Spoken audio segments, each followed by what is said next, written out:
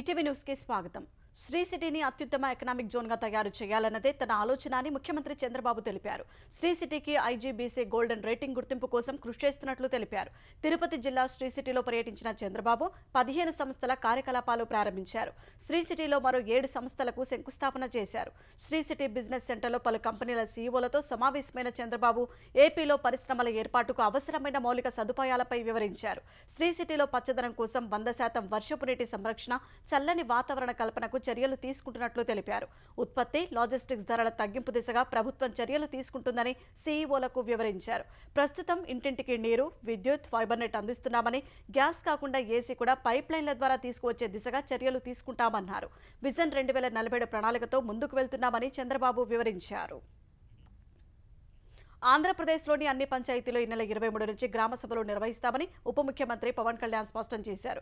గ్రామీణ ఉపాధి హామీ పథకంలో భాగంగా చేపట్టే పనుల్ని గ్రామ సభలో చర్చించి నిర్ణయం తీసుకున్నట్టు ఆయన వెల్లడించారు. సచివాలయంలో వీడియో కాన్ఫరెన్స్ ద్వారా ఎంపీడీఓ, జెడ్పీ సీఈఓలతో పవన్ సమీక్ష నిర్వహించారు. గ్రామ సభల నిర్వహణ విధి విధానాలపై అధికారులకు దిశానిర్దేశం చేశారు. గ్రామీణ ఉపాధి హామీ పనులపై సోషల్ ఆడిట్ పకడ్బందీగా వ్యవహరించాలని ఆదేశాలు జారీ చేశారు.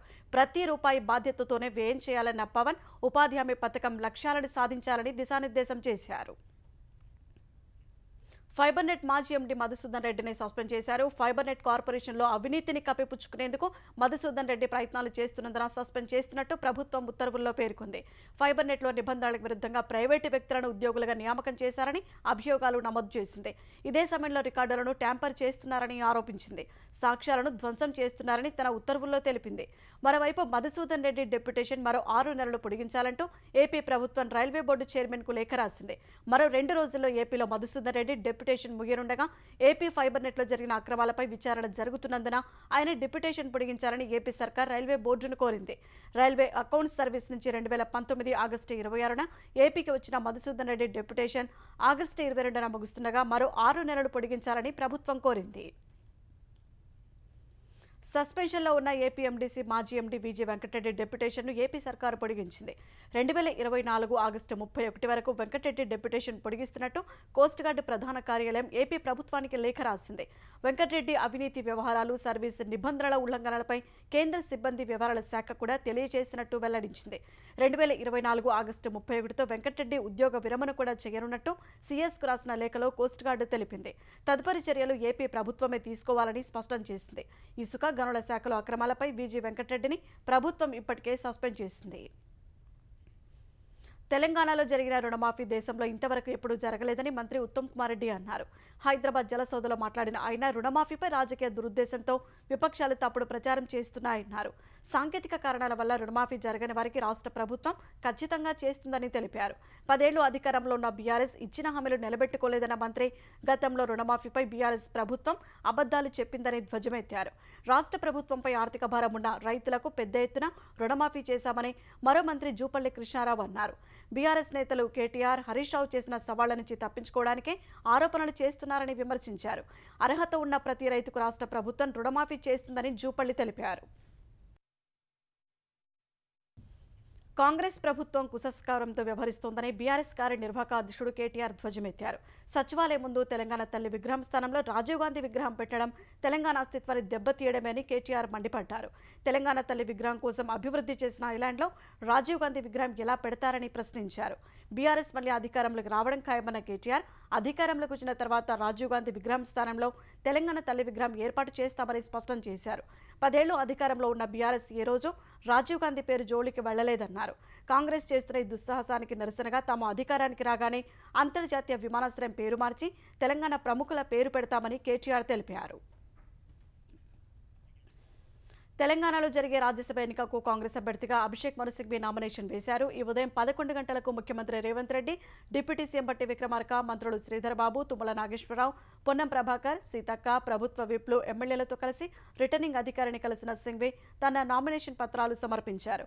కేశవరావు రాజీనామాతో ఏర్పడిన ఖాళీ భర్తీకి కేంద్ర ఎన్నికల సంఘం ఈ ఎన్నిక నిర్వహిస్తుంది.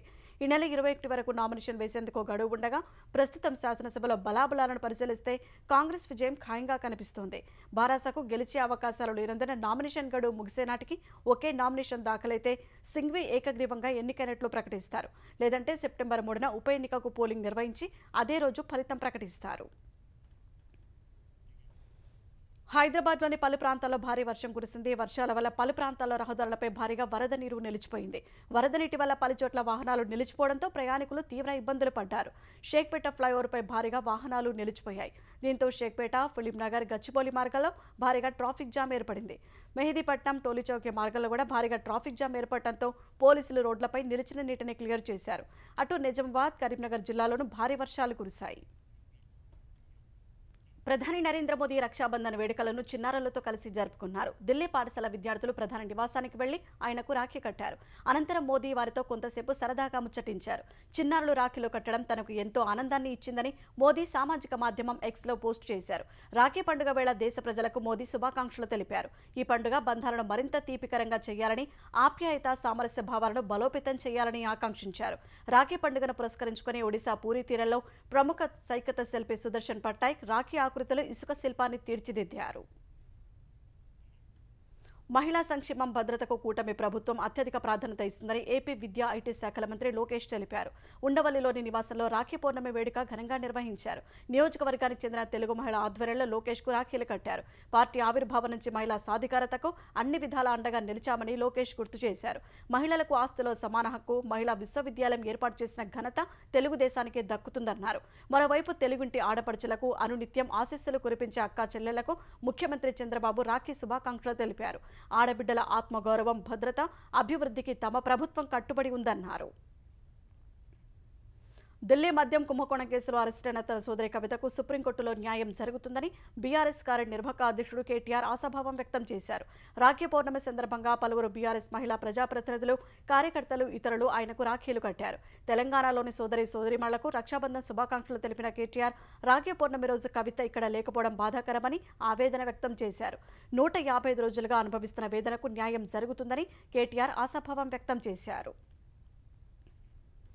కాళేశ్వరం ఆనకట్టలకు సంబంధించిన అంశాలపై విచారణ చేస్తున్న జస్టిస్ పీసీ ఘోష్ కమిషన్ ఎల్లుండి నుంచి బహిరంగ విచారణ చేపట్టనుంది. ఇప్పటి వరకు అఫిడవిట్లు దాఖలు చేసిన వారిని హైదరాబాద్ బీఆర్కే భవన్లో విచారించనుంది. అఫిడవిట్లలోని అంశాల ఆధారంగా జస్టిస్ పీసీ ఘోష్ వారిని ప్రశ్నించనున్నారు. కమిషన్ తరపున మొదట న్యాయవాదిని నియమించుకోవాలని అనుకున్నప్పటికీ వివిధ కారణాలతో సాధ్యం కానందున నేరుగా జస్టిస్ ఘోష్ వారిని ప్రశ్నించనున్నారు. ఇప్పటి వరకు 57 మంది వరకు అఫిడవిట్లు దాఖలు చేయగా మాజీ సీఎస్ సోమేష్ కుమార్ ఇంకా అఫిడవిట్ దాఖలు చేయలేదని తెలిసింది. కమిషన్ నుంచి మరోసారి ఆయన నోటీసు పంపనున్నట్లు తెలిసింది. కాళేశ్వరం ఆనకట్టలపై తెలంగాణ విజిలెన్స్ అండ్ ఎన్ఫోర్స్మెంట్ విభాగం ఇప్పటికే విచారణ చేస్తున్నందున అందుకు సంబంధించిన మధ్యంతర నివేదిక ఇవ్వాలని కమిషన్ ఆదేశించింది. విజిలెన్స్ డీజీ సివి ఆనంద్ ఇవాళ జస్టిస్ ఘోష్ ముందు హాజరై మేడిగడ్డ, అన్నారం, సుందిల ఆనకట్టలకు సంబంధించి విజిలెన్స్ విచారణలోని వివరాలు తెలిపారు. మధ్యంతర నివేదిక సిద్ధంగా ఉందని ఆనంద్ తెలపగా తుది నివేదిక కూడా త్వరగా ఇవ్వాలని జస్టిస్ ఘోష్ సూచించారు. విచారణ నిమిత్తం నీటిపారుదల శాఖ నుంచి తీసుకున్న దస్త్రాల వివరాలు కూడా కమిషన్ అడిగినట్లు తెలిసింది. ఫోన్ ట్యాపింగ్ కేసులో మాజీ అదనపు ఎస్పీ భుజంగరావుకు నాంపల్లి కోర్టు మధ్యంతర బెయిల్ మంజూరు చేసింది. అనారోగ్య కారణాల దృష్ట్యా 15 రోజుల బెయిల్ మంజూరు చేసింది. గుండె సంబంధిత సమస్యలకు ఆసుపత్రులు చికిత్స తీసుకోవడానికి కోర్టు అనుమతి ఇచ్చింది. హైదరాబాద్ విడిచి వెళ్లరాదని షరతులను విధించింది. మార్చి 23న ఫోన్ ట్యాపింగ్ కేసులో భుజంగరావును దర్యాప్తు బృందం అరెస్టు చేసి రిమాండ్కు తరలించారు. అనకాపల్లి జిల్లా కోటౌరెట్ల మండలం కైలాసపట్నంలో నిర్వహిస్తున్న మిషనరీ అనాథాశ్రమంలో కలుషిత ఆహారం తిన్న ఘటనలో 4 చిన్నారులు మృతి చెందారు. కలుషిత ఆహారం తిని అస్వస్థకు గురైన 23 మంది పిల్లలకు నర్సీపట్నం ప్రాంతీయ ఆసుపత్రిలో చికిత్స చేస్తుండగా ఆరోగ్యం విషమించిన మరికొందరు విద్యార్థులను విశాఖ కేజీహెచ్కు తరలించారు. అందులో 4 విద్యార్థులు మృతి చెందారు. ఘటనపై దిగ్భ్రాంతి వ్యక్తం చేసిన సీఎం చంద్రబాబు అస్వస్థకు గురైన ఇతర విద్యార్థులకు మెరుగైన వైద్యం అందించాలని జిల్లా అధికారులకు ఆదేశాలు జారీ చేశారు. ఘటన గల కారణాలపై పూర్తి నివేదిక అందించాలని చెప్పారు. అటు ఘటనపై అనకాపల్లి కలెక్టర్, కేజీహెచ్, నర్సీపట్నం ఆసుపత్రుల సూపరింటెండెంట్లకు ఫోన్ చేసి మాట్లాడిన ఏపీ హోంమంత్రి మంగళపూడి అనిత విద్యార్థులకు అందుతున్న వైద్యంపై ఆరా తీశారు. విద్యార్థుల మృతికి దారితీసిన పరిస్థితులపై అధికారులు దర్యాప్తు చేపట్టారు. కోల్కతాలో వైద్యురాలిపై అత్యాచార ఘటనకు సంబంధించి శవ పరీక్ష నివేదికలో ఒళ్లు గగురుపిడిచే వాస్తవాలు బయటకొచ్చాయి. జూనియర్ వైద్యురాలి శరీరంపై తల, ముక్కు, కుడి దవడ, మెడ, ఎడమ చెయ్యి, భుజం, రాసి అవయవాలపై గాయాలైనట్లు వెల్లడైంది. ఆమె మరణానికి ముందే ఈ గాయాలైనందున ఆమె తీవ్రమైన హింసను ఎదుర్కొన్నట్టు నివేదిక తెలిపింది. ఆమె మృతదేహంలో వీర్యం లభ్యమైందని నివేదిక స్పష్టం చేసింది. ఆమెను గొంతు నొలిమి ఊపిరాడకుండా చేయడం ద్వారా చంపారని, ఆ సమయంలో ఆమె ఉక్కిరిబిక్కిరైనట్లు పోస్టుమార్టం నివేదిక తెలిపింది. ఊపిరితిత్తుల్లో రక్తస్రావం జరిగిందని, అంతర్గత అవయవాలు రక్తం గడ్డకట్టిందని నివేదించింది. తదుపరి పరీక్షల కోసం రక్తం, ఇతర శరీర ద్రవాల నమూనాలను ల్యాబ్కు తరలించినట్లు వైద్యులు తెలిపారు. హత్యాచారం తర్వాత నిందితుడు సంజయ్ రాయ్ ఆమెను సెమినార్ హాల్లోనే వదిలి వెళ్లాడని, ఆమె కుర్తా చినిగిందని, ట్రౌజర్స్ కనిపించలేదని మొదట మృతదేహాన్ని చూసిన వారు తెలిపారు. Laptop, notebook, cell phone, water bottle అక్కడే ఉండగా ఘటన సమయంలో ఆమె చేసిన పోరాటమే నిందితుడిని గుర్తించేందుకు కీలక ఆధారాలను అందించినట్టు ఓ ఉన్నతాధికారి తెలిపారు. నిందితుడి ముఖంపై, కళ్ల నుంచి మెడ వరకు, చేతులపై లోతైన గోటి గాయాలు ఉన్నాయని, అందులో వైద్యురాలి రక్తం, చేతిగోల నమూనాలు ఉన్నట్టు చెప్పారు. వివాహం అనే సామాజిక వ్యవస్థకు ట్రిపుల్ తలాక్ ఆచారం ప్రాణాంతకమని కేంద్రం తెలిపింది. ముస్లిం మహిళల పరిస్థితిని ట్రిపుల్ తలాక్ చాలా దయనీయంగా మారుస్తుందని సుప్రీంకోర్టుకు సమర్పించిన అఫిడవిట్లో వివరించింది. 2017లో ట్రిపుల్ తలాక్ను సుప్రీంకోర్టు నిషేధించినప్పటికీ ఇంకా ఆ పద్ధతి ద్వారా జరిగే విడాకుల సంఖ్య పూర్తిగా తగ్గలేదని కోర్టు దృష్టికి తీసుకెళ్లింది.